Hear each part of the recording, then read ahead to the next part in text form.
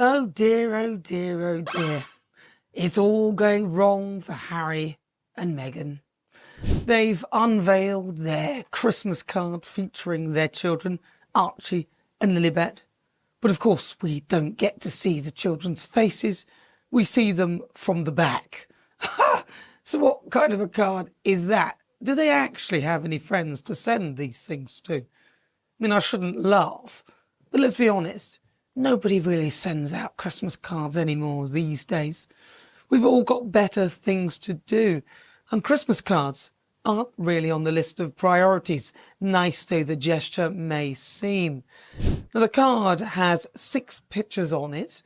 One of them shows Meghan hugging a young girl, and another shows Prince Harry clasping the hand of a man lying in bed. Oh, how compassionate of the pair. But actions speak louder than words. And if they are really both that compassionate, why don't they take their kids to meet their grandparents? And why won't Meghan go and see her dad? Her dad, of course, who was very sick, who suffered from a stroke, who was unable also to come to her wedding. She invited a load of people that she didn't know and hadn't ever met before. Oprah Winfrey, a load of celebrities who was pretty sure she didn't know. Obviously, it now is clear that they were setting up the groundwork for these interviews and that interview on Oprah. I mean, you can't purport to be compassionate and then demonstrate the most galling lack of it. And as for forgiveness, I'd hate to see these two in an argument with each other.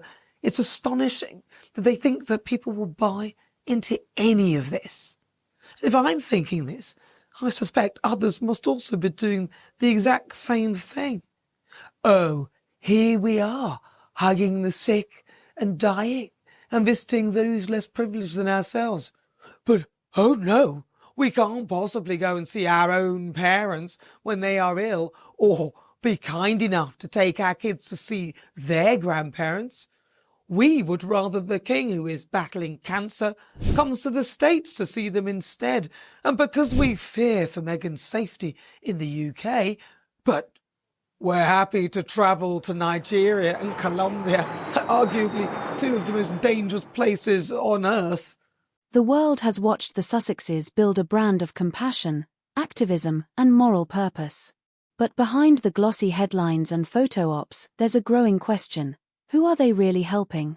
Tonight, we pull back the curtain on Meghan and Harry's so-called charitable empire and expose the PR machine that's turning empathy into profit. Meanwhile, Prince Andrew faces yet another humiliating blow, a reminder that scandal continues to haunt the House of Windsor. Since their royal exit, Harry and Meghan have spoken passionately about mental health, gender equality, and community action. Their foundation, Archewell, was launched with promises of transparency and compassion.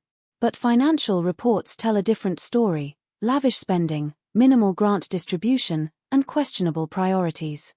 Critics argue it's not philanthropy, it's personal branding disguised as goodwill. Every act of kindness comes with a photo shoot.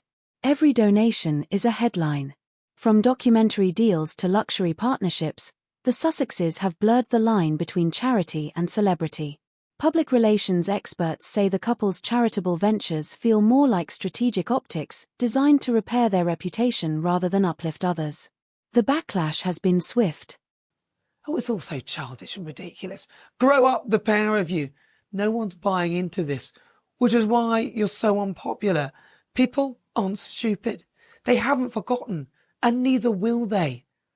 Even the Chateau Riven Rock, or Rocky House of Horrors, only joking.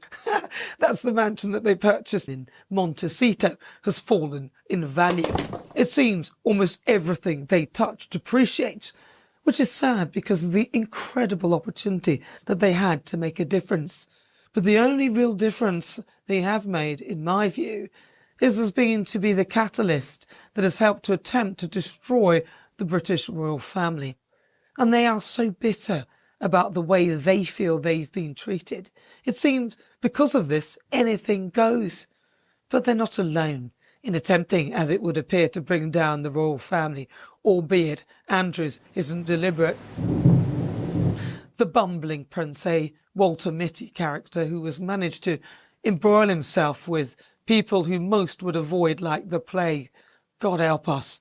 Andrew is an absolute disaster. They can't get him out of Royal Lodge, which it seems he hasn't paid for the upkeep for. That was part of the reasoning for him even living there. His income has been significantly reduced. No one knows where he gets his money from, and apparently the royal family can't even ask. And of course he was linked to paedophile Jeffrey Epstein. And now someone who is suspected of being a Chinese spy. I mean, you really couldn't make this up. Where Andrew is concerned, most people don't know whether to laugh or cry. But he continues to inflict damage on the reputation of the monarchy and has taken the front cover of many a national newspaper for the past week.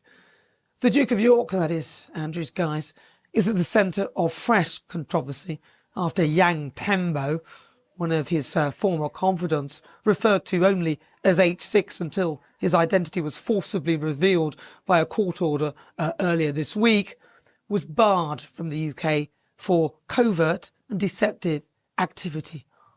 Social media is filled with skeptics questioning whether Meghan and Harry are truly altruistic or simply curating a royal image for profit. Some former royal aides even claim the couple's charity events are carefully staged moments orchestrated to reframe them as global icons, not exiles. While the Sussexes battle perception wars, Prince Andrew faces humiliation of a different kind. Stripped of royal duties, shunned from public events, and quietly sidelined by King Charles, Andrew's fall from grace continues to deepen. And yet, his scandals cast a long shadow over the entire royal family, reminding the public that image, not integrity, remains the monarchy's most fragile currency. What does it mean when charity becomes a brand? When compassion becomes a business model? Meghan and Harry's story isn't just about a royal couple, it's about how fame, influence, and image can twist even the purest intentions. So we ask again, who are they really fooling? The media? The monarchy? Or perhaps us all? This is not just royal drama, it's a case study in power, perception, and the price of public image. I mean, seriously, Andrew, how did you get yourself involved in this nonsense? The ins and outs of his friendship with H6 is unclear, or the full details haven't yet been revealed, but UK authorities have alleged that Yang formed an unusual degree of trust with the prince and developed relationships with politicians to be leveraged by China. So, in my view, Yang is basically a spy. Mr. Yang has said that the allegation that he is one is entirely untrue, but then he would say that, and denied doing anything unlawful. Well, maybe he did, maybe he didn't, but the fact that this person got so close to Prince Andrew yet again shows either an astonishing level of arrogance if he was warned, or an incredible lack of judgment if he wasn't. Either way, it's still bad. It's still very, very, very bad. And as for Christmas dinner, well, apparently Sarah Ferguson, that is Andrew's ex, has had to persuade him not to join the royal family at Sandringham on Christmas Day. I mean, you'd think he would know better, or you'd think he'd realise that he would be an unwelcome guest, sparing the Windsors further embarrassment amid allegations of his close friendship with an alleged Chinese spy. Andrew has been an utter embarrassment for some time now to the royal family. Remember that interview with Emily Maitlis, where he said that he doesn't sweat? All that details about Pizza Express, oh come on, it was just terrible. Worse still, he actually thought at the end of it that he'd done a good job, apparently going against palace advice in doing the interview in the first place. I mean, that is him all over. Thank the Lord, though, for Prince William and Princess Catherine, who've conducted themselves with dignity and pride, and of course the King, King Charles, and Queen Camilla, who wasn't initially liked, but she, let's all credit to her, worked very hard to win the love of this country and indeed the press.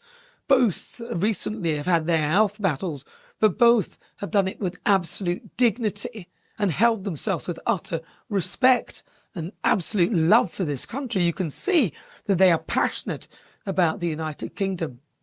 The Prince and Princess of Wales's attendance at King Charles's annual pre-Christmas lunches hanging in the balance. This is something that they do every year, as the monarch has moved the traditional location to Buckingham Palace. That is according to new claims. So the festive family event, which typically brings together around about 70 members of the extended royal family, faces uncertainty as to whether William and Kate, and of course their 3 children, will be present. And the Wales's family, however, will join King Charles and Queen Camilla at Sandringham House for Christmas Day, which is a long-standing royal tradition at the Norfolk residence. Let's hope, though, that the nonsense that these non-working royals have shown doesn't damage the royal family even further. And we pray to God that they avoid these non-workings Christmas dinner altogether. God save the King.